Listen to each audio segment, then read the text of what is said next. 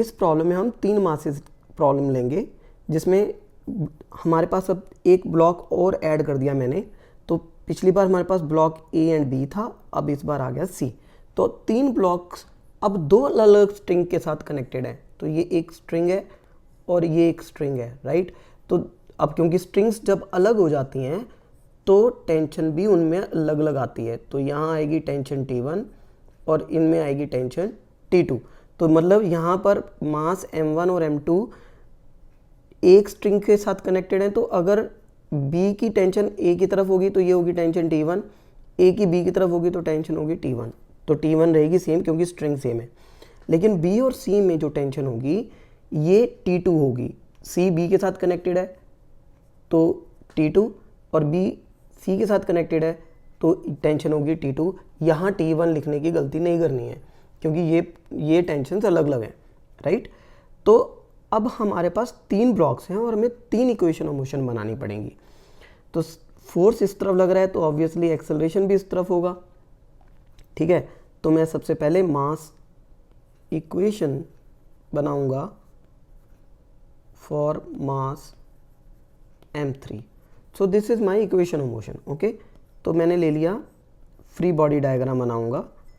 So free body diagram क्या कहता है, इस तरफ फोर्स लग रहा है और इस तरफ लग रहा है टेंशन T2, राइट, और एक्सेलरेशन हो रहा है इस तरफ। तो सिंपल है, अब आप जानते हो। तो सबसे पहले क्या लिखोगे, ये वाला फोर्स F, फिर लिखोगे माइनस करके T2 is equal to M3A, right. तो ये मेरा इक्वेशन बन जाएगा पहला।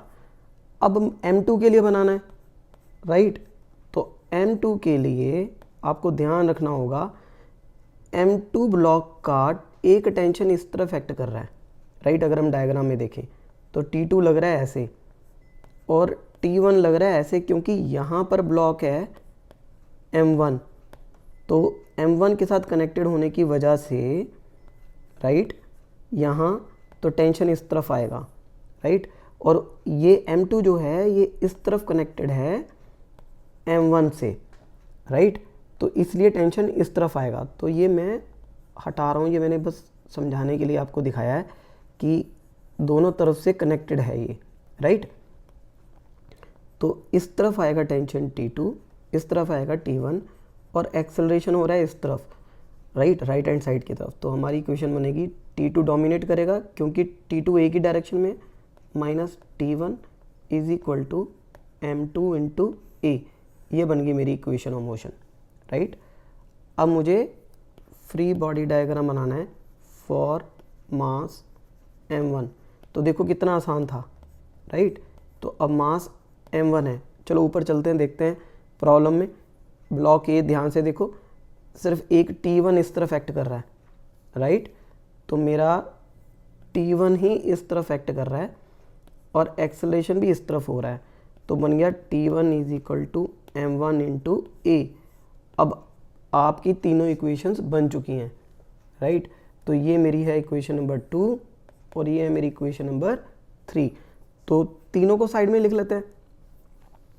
तो ये है F minus T2 is equal to M3A, F minus T2 is equal to M3A। ये बन गई इक्वेशन ऑफ मोशन 1। उसके बाद बनेगी T2 minus T1 is equal to M2A। ये बन गई इक्वेशन नंबर 2 और T1 बन गई M1A3। तो आप सिमेट्री देखो, T1 जो है इसकी वैल्यू आप 3 से निकाल के 2 में पुट कर दो।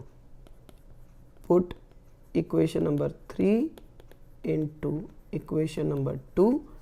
तो क्या होगा, T2 minus M1A is equal to M2A। तो T2 की वैल्यू आ जाएगी M1 प्लस M2A। तो यहाँ से आप A निकाल सकते हो, A is equal to T2 upon M1 plus M2। तो ये बन गया मेरा इक्वेशन A का। अब आपके पास A आ गया तो A की वैल्यू आप इक्वेशन नंबर 1 में पुट कर दो, राइट। तो आप इजीली एक्सेलरेशन भी निकाल सकते हो और कोई भी टेंशन T1 और T2 निकाल सकते हो, राइट। T1 तो आपको सीधा यहाँ से मिल गई, राइट। तो T1 यहाँ पुट करोगे तो T2 भी आ जाएगा। ये देखो T2 यहाँ से आ गया। अगर आपको टेंशन निकालना ही है तो मासेस तो आपको पता ही रहेंगे, और A आप अगर आप A जानते हो, इफ़ A इज़ नोन, तो T2 निकल जाएगा। और अगर आपको टेंशन पता है तो आप एक्सेलरेशन निकाल सकते हैं। तो इस प्रकार से ये प्रॉब्लम्स आप सॉल्व कर सकते हैं। सिर्फ थोड़ा सा ट्रिक आपको पता होना चाहिए, राइट। तो अब आप जान गए हैं कि 2 बॉडी प्रॉब्लम और 3 बॉडी प्रॉब्लम्स को कैसे सॉल्व करते हैं। तो और इन्फॉर्मेशन जानने के लिए आप मेरे चैनल को लाइक एंड सब्सक्राइब करें। अगर आपको अच्छा लगता है, आपको कुछ समझ आ रहा है, तो आप इसको सब्सक्राइब करें ताकि आने वाली सारी वीडियोस में आप कनेक्टेड रहें और सीखते रहें। और अगर आपको अच्छा लगे तो आप अपने फ्रेंड्स के साथ भी शेयर कर सकते हैं ताकि उनके लिए भी फिज़िक्स आसान बने। Thank you so much.